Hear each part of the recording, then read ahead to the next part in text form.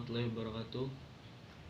Saya di sini akan mempresentasikan makalah yang berjudul Negara, Agama, dan Warga Negara. Dosen pengampu yaitu Bapak Rudi Santoso SH, MHI, MH. Dan disusun oleh kelompok 5 yaitu Ilma Maulana Ahmad, Lilis Nurmala, Liunanda Hendra Saputra, M. Ihsan Sarif, dan saya sendiri M. Rafli Setiawan Arista. Baiklah, selanjutnya saya akan membacakan latar belakang. Negara diartikan dengan asosiasi yang menyelenggarakan penertiban di dalam suatu masyarakat, dalam suatu wilayah, dengan berdasarkan sistem hukum yang diselenggarakan oleh suatu pemerintah. Untuk maksud tersebut diberikan kekuasaan memaksa. Negara memiliki bentuk yang berbeda-beda. Secara umum, dalam konsep dan teori modern, negara terbagi ke dalaman negara kesatuan atau unitarisme dan negara serikat atau federasi. Agama merupakan pedoman hidup atau arahan dalam menentukan kehidupan, sebagaimana dalam hadis. Kutinggalkan untuk kamu dua perkara, tidaklah kamu akan tersesat selama-lamanya, selama kamu masih berpegang kepada kedua, yaitu Kitabullah dan Sunnah Rasul.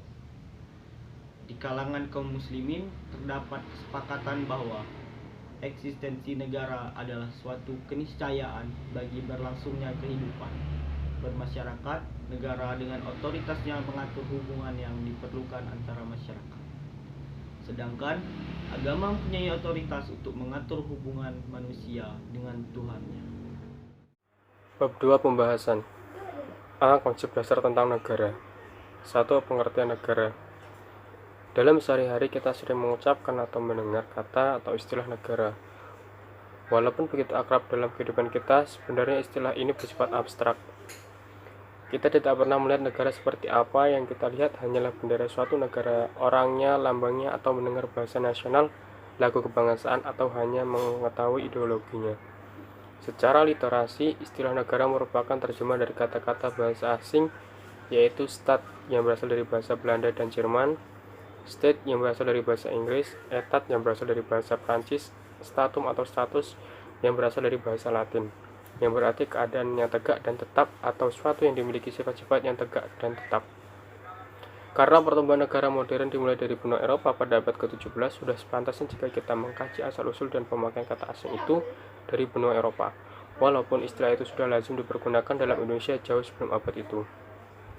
Kata status atau statum lazim diartikan sebagai standing atau station, yang memiliki arti kedudukan. Istilah ini dihubungkan dengan kedudukan persekutuan hidup manusia, yang juga sama dengan istilah status civitatis atau status republik say. Dari kata lain, ini dialihkan beberapa istilah lainnya seperti estate dalam arti real estate atau personal estate, dan juga estate dalam arti dewan atau perwakilan golongan sosial.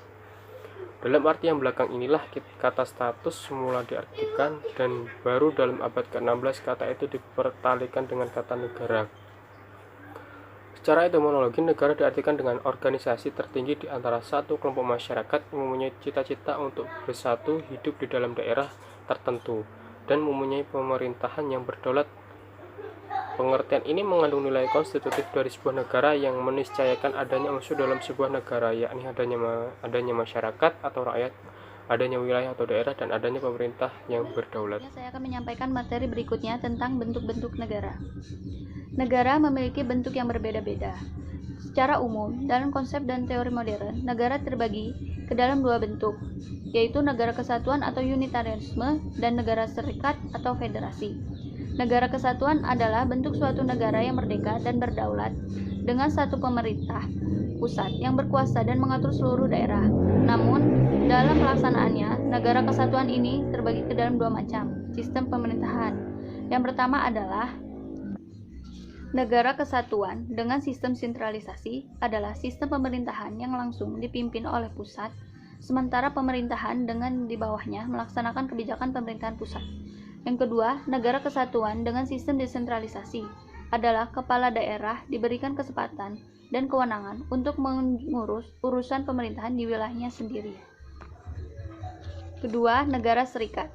Negara serikat atau federasi merupakan bentuk negara gabungan yang terdiri dari sebuah negara berikut. Pada mulanya, negara-negara bagian tersebut merupakan negara yang merdeka, berdaulat, dan berdiri sendiri. Di samping dua bentuk ini, dari sisi pelaksana dan mekanisme pemilihannya, bentuk negara dapat digolongkan ke dalam 3 kelompok, yaitu monarki, oligarki, dan demokrasi. Monarki merupakan model pemerintah yang dikepalai oleh raja atau ratu. Oligarki, model pemerintahan yang dijalankan oleh beberapa orang yang berkuasa dari golongan atau kelompok tertentu. 3. Demokrasi. Pemilihan demokrasi adalah bentuk pemerintahan yang berstandar pada kedaulatan rakyat atau mendasarkan kekuasaannya pada pilihan dan kehendak rakyat melalui mekanisme pemilihan umum atau pemilu. Lanjutkan materi berikutnya, yaitu hubungan negara dan warga negara. Hubungan negara dan warga negara ibarat ikan dan airnya. Keduanya memiliki hubungan timbal balik yang sangat erat. Indonesia sesuai dengan konstitusi, misalnya berkewajiban untuk menjamin dan melindungi seluruh warga negara Indonesia tanpa terkecuali. Secara jelas dalam Undang-Undang Pasal 34 disebutkan ayat 1 bahwa fakir miskin dan anak-anak terlantar dipelihara oleh negara. Ayat 2, negara mengembangkan sistem jaminan sosial bagi seluruh rakyat dan memberdayakan masyarakat yang lemah dan tidak mampu sesuai dengan martabat kemanusiaan. Ayat 3, negara bertanggung jawab atas penyediaan fasilitas pelayanan kesehatan dan fasilitas layanan umum yang layak. Namun demikian, kewajiban negara untuk memenuhi hak-hak warga negaranya tidak akan dapat berjalan dengan baik tanpa dukungan pelaksanaan kewajiban sebagai warga negara. Hak dan kewajiban warga negara tercantum dalam pasal 27 sampai dengan pasal 34 Undang-Undang Dasar 1945. Di samping adanya hak dan kewajiban warga negara terhadap negara, dalam Undang-Undang 1945, perubahan pertama telah dicantumkan adanya hak asasi manusia. Ketentuan mengenai hak asasi manusia tertuang dalam pasal 28A sampai dengan J Undang-Undang Dasar 1945. Selain itu, ditentukan pula hak dan kewajiban yang dimiliki negara terhadap warga negara. Antara lain, hak negara untuk ditaati hukum dan pemerintahan, hak negara untuk dibela, hak negara untuk menguasai bumi, air, dan kekayaan untuk kepentingan rakyat, kewajiban negara untuk menjamin sistem hukum yang adil, kewajiban negara untuk menjamin hak asasi warga negara, kewajiban negara untuk mengembangkan sistem pendidikan nasional untuk rakyat, kewajiban negara memberikan jaminan sosial, kewajiban negara memberikan kebebasan beribadah. Di sini saya akan presentasikan poin yang berjudul hubungan agama dengan negara. Di kalangan kaum muslimin terdapat kesepakatan bahwa eksistensi negara adalah suatu keniscayaan bagi berlangsungnya kehidupan bermasyarakat. Negara dengan otoritasnya mengatur hubungan yang diperlukan antar masyarakat, sedangkan agama mempunyai otoritas untuk mengatur hubungan manusia dengan Tuhannya. Konsep hubungan agama dan negara menurut beberapa aliran atau paham antara lain sebagai berikut. Yang pertama, hubungan agama dan negara menurut paham teokrasi. Dalam paham teokrasi, hubungan agama dan negara digambarkan sebagai dua hal yang tidak dapat dipisahkan. Negara menyatu dengan agama karena pemerintah menurut paham ini dijalankan berdasarkan firman-firman Tuhan.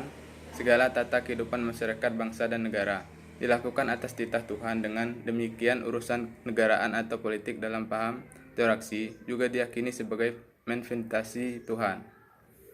Yang kedua, hubungan agama dan negara menurut paham sekuler. Paham sekuler memisahkan dan membedakan antara agama dan negara. Dalam negara sekuler tidak ada hubungan antara sistem kenegaraan dengan agama. Dalam paham ini, agama adalah urusan hubungan manusia dengan manusia lain atau urusan dunia. Sedangkan urusan agama adalah hubungan manusia dengan Tuhan. Dua hal ini menurut paham sekuler tidak dapat dipersatukan. Meskipun memisahkan antara agama dan negara, lazimnya negara sekuler membebaskan warga negara untuk memeluk agama apa saja yang mereka yakini, tetapi tidak ikut campur tangan dalam urusan agama. Yang ketiga, hubungan agama dan negara menurut paham komunisme. Paham komunisme ini memandang hakikat hubungan agama dan negara berdasarkan filosofi dialektis dan materialisme. Historis paham ini menimbulkan paham ateis yang dipelopori KRL Marx. Menurutnya, manusia ditentukan oleh dirinya. Agama dalam hal ini dianggap suatu kesadaran diri bagi manusia sebelum menemukan dirinya sendiri.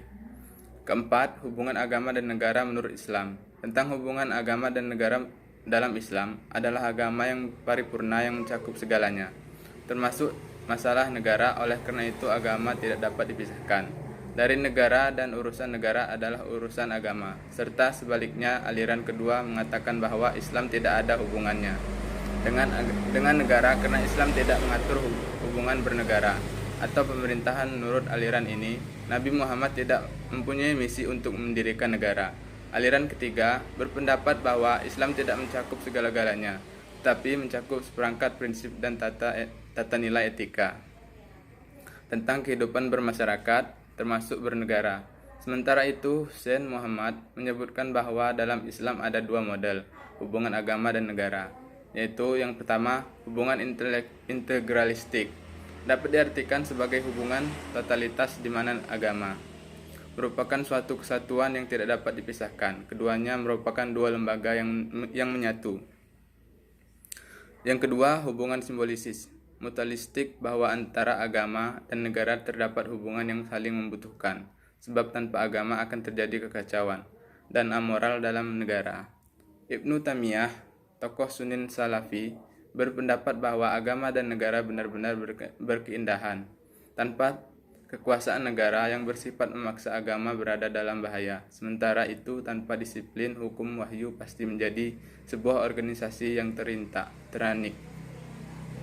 Selanjutnya, Al-Ghazali dalam bukunya Al-Kitasat fi Al-Tiqat mengatakan bahwa agama dan negara adalah dua anak kembar. Agama adalah dasar penguasa atau kekuasaan. Negara adalah penjaga segala sesuatu yang tidak memiliki dasar akan hancur, dan sesuatu yang tidak memiliki penjaga akan sia-sia. Konsep dasar tentang negara. Yang pertama, pengertian negara. Secara etimologi, negara diartikan dengan organisasi tertinggi di antara satu kelompok masyarakat yang mempunyai cita-cita untuk bersatu, hidup di dalam daerah tertentu, dan mempunyai pemerintahan yang berdaulat. Tujuan negara.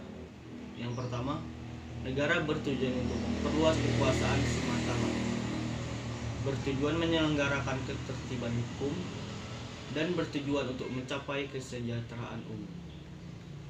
Bentuk-bentuk negara. Dalam negara berbentuk negara kesatuan, terdapat sentrik dan otonomi. Negara serikat, yaitu monarki, oligarki, dan demokrasi. Hubungan negara dan warga negara. Hubungan negara dan warga negara ibarat ikan dan airnya. Keduanya memiliki hubungan timbal balik yang sangat erat.